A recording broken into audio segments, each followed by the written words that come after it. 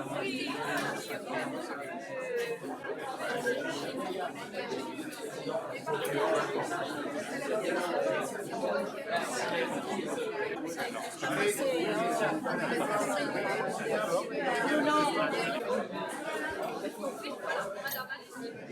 va?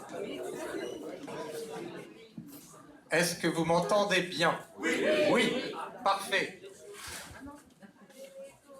Monsieur Cartofili, vous êtes le bienvenu. Vous voyez que je connais les gens du quartier. C'est le peu que je suis venu.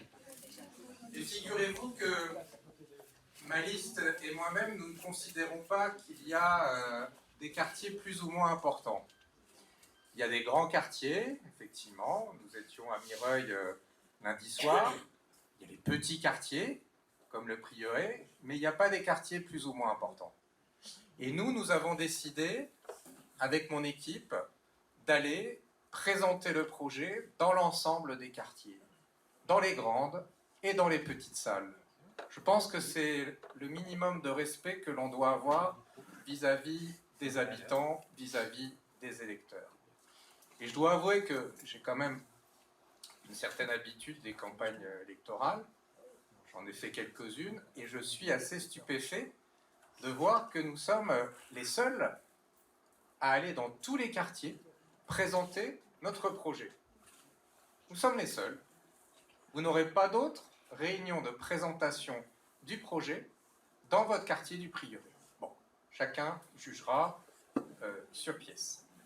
Et si nous avons fait le choix de venir dans les quartiers, vous rencontrer, vous présenter le projet tous les soirs, et c'est un engagement, vous vous en doutez bien, d'aller tous les soirs dans les quartiers pendant plus de 2 heures, parfois 2 heures et demie, eh bien, c'est parce que nous voulons aussi préfigurer ce que nous ferons demain si vous nous faites confiance, c'est-à-dire d'être au plus près de vos attentes et de vos demandes. J'allais dire que c'est à l'image de notre liste, dans la diversité des âges. On a la Benjamine, on n'a pas le doyen, mais il y a quand même un écart d'âge. Et justement, c'est toute la richesse. Aurore, la Benjamine de notre liste, on peut l'applaudir.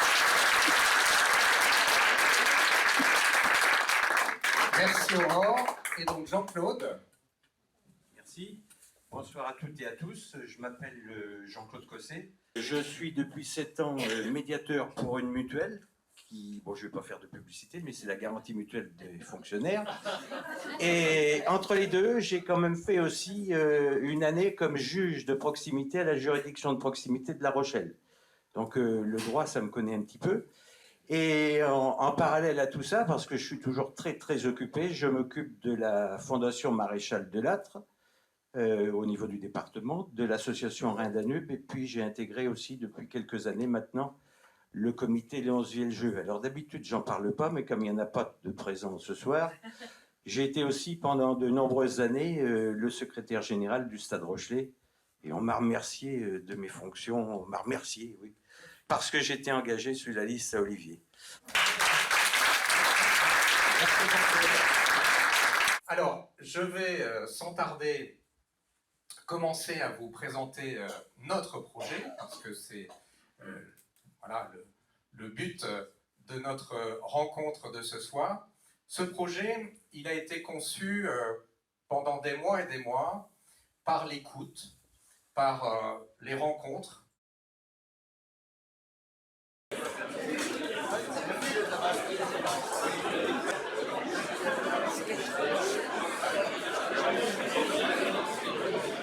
Petite, mais pensez pas à ce point.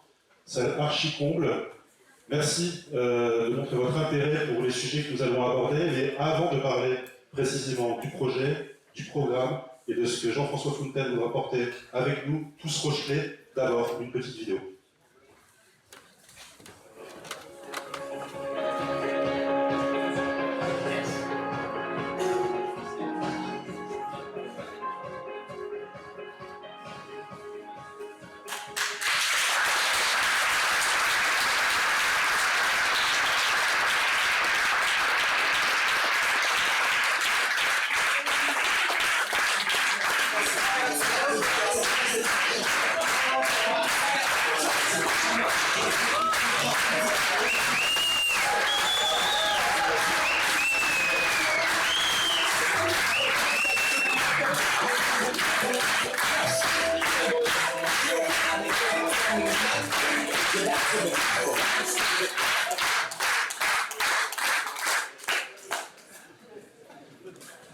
toutes et tous, chers amis rochelais.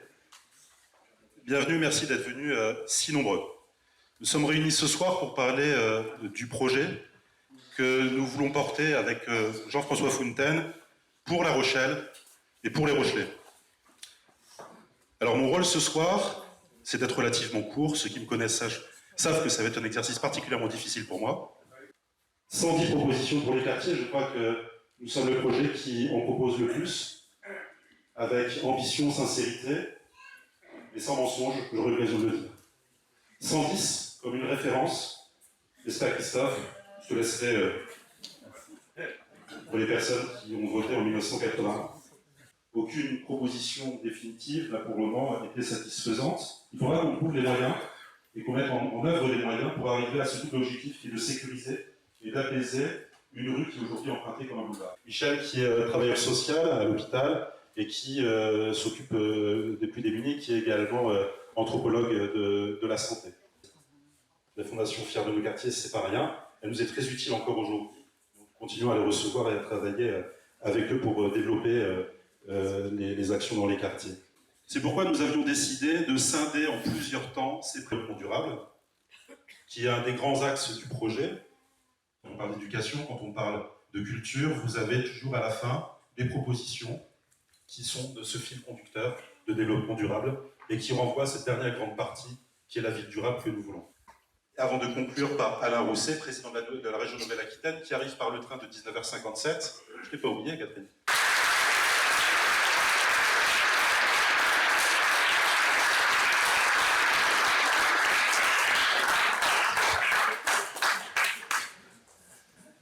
Bonsoir à tous, bonsoir à toutes. Je suis à La Rochelle depuis plus de 20 ans. Et la première fois que j'ai vu La Rochelle, je me suis dit, tiens, cette ville en elle-même est un théâtre. Fasse briller notre pépite, qu'est La Rochelle. La Rochelle, elle a quelque chose qui nous dépasse. Elle a quelque chose qui fait qu'à un moment donné, on se dit, ah tiens, je poserai bien mes valises ici. Et c'est vrai que la culture, elle va permettre de rendre par les propositions des uns et des autres cette ville complètement attirante. C'est ce qui se passe actuellement. Que discuter puisse s'ouvrir l'esprit à travers la rencontre avec des artistes et faire en sorte que les enfants, les jeunes, les moins jeunes puissent avoir cette rencontre et puissent produire des choses, être acteurs de leur propre vie et créer une grande journée des arts avec toutes les personnes qui auront participé. Ça, c'est un premier projet. Produire du sens. Et l'idée, c'est de faire en sorte de se rassembler tous autour comme ça l'a fait. Un maire qui puisse rencontrer des Rochelais. Tout à l'heure, j'ai rencontré un monsieur qui m'a dit « J'écris des lettres au maire, il ne me répond jamais. J'ai écrit 3 lettres au maire, je n'ai eu aucune réponse.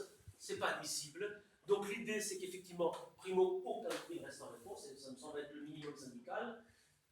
Mais surtout qu'il y ait un moment dans la semaine où le maire soit disponible pour rencontrer les Rochelais, avec prise de rendez-vous évidemment, mais pour que le maire soit vraiment un maire proche et accessible. Et l'idée que j'ai aussi, c'est de dire à tous mes adjoints, à tous mes élus, soyez des îlotiers, soyez des piétons dans votre quartier, voyez ce qui s'y passe, faites remonter les informations. Hier, j'avais un coup de fil de Pierre Salviac, le journaliste que vous connaissez, commentateur sportif. Il me disait il faut vraiment être au quotidien. Il me disait il n'y a pas de toilette publique dans la ville, il y a des choses qui manquent. Enfin, soyez dans la proximité, au niveau du trottoir, pour voir tout ce qui se passe et faire remonter. Donc, premier élément, la proximité. Pour cela, j'ai 2 idées. D'abord, créer à La Rochelle un conseil municipal des jeunes qui n'existe pas. Conseil municipal des jeunes. Et puis, solenniser, par un moment festif, la remise solennelle des cartes d'électeurs à tous les jeunes Rochelais, tous les jeunes de 18 ans. Et j'ai demandé à une de mes colistières, Corinne Mouécret, elle est là, Corinne Barcelone, qui sera l'élu responsable de la citoyenneté de la jeunesse et qui aura donc cette mission de connecter notre jeunesse au sens civique et à l'action municipale. Ça fait 10 ans que je suis élu à la ville, et je parle sous le contrôle de Pierre qui a beaucoup commenté les budgets municipaux. On a eu dans un document budgétaire il y a 1 an une petite note en bas de page qui curieusement était laissée et qui qui n'est pas passé inaperçu, que j'ai repéré, émanant d'un organisme officiel qui disait qu'à La Rochelle, il y a un surcoût dans le fonctionnement de la machine municipale d'environ 60 € par Rochelais. Il y a 78 000 Rochelais, c'est-à-dire qu'on arrive à un surcoût sur le fonctionnement municipal d'environ 4 à 5 millions d'euros.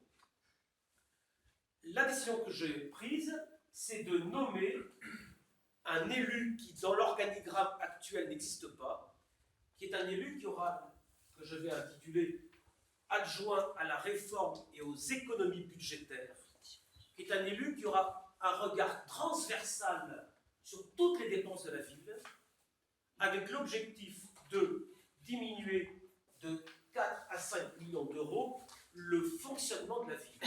Notre ville, elle dépense 300 000 € par jour pour fonctionner.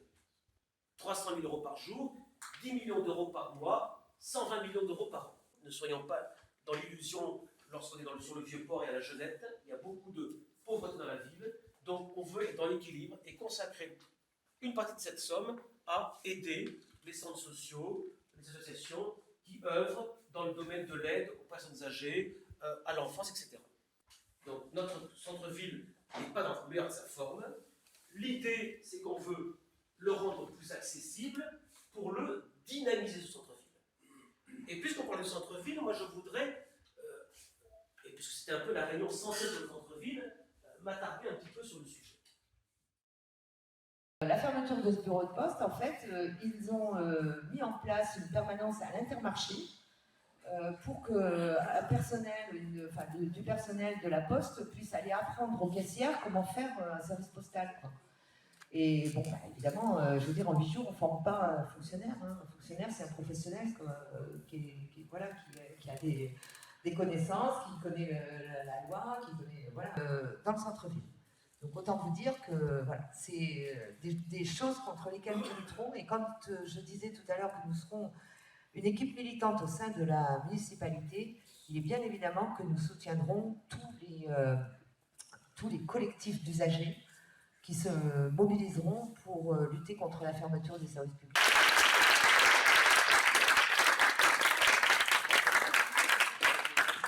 Donc tout à l'heure, Caroline s'est présentée, elle habite Mireuil et elle a un handicap, elle est malvoyante. Est-ce que tu peux nous en dire plus dans ce que tu rencontres au quotidien pour avoir une vie normale à Mireuil, mais pas que?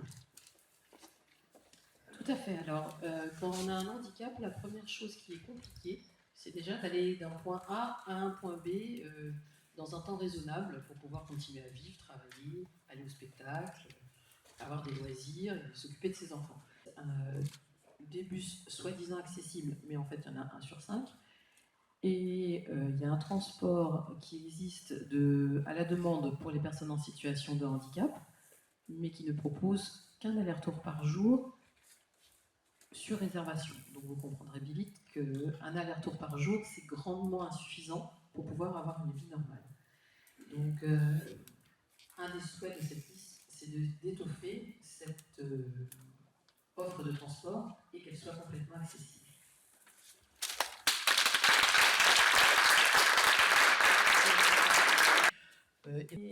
Ça peut être très compliqué, ça peut vite coûter très cher, et c'est à La Rochelle de plus en plus compliqué.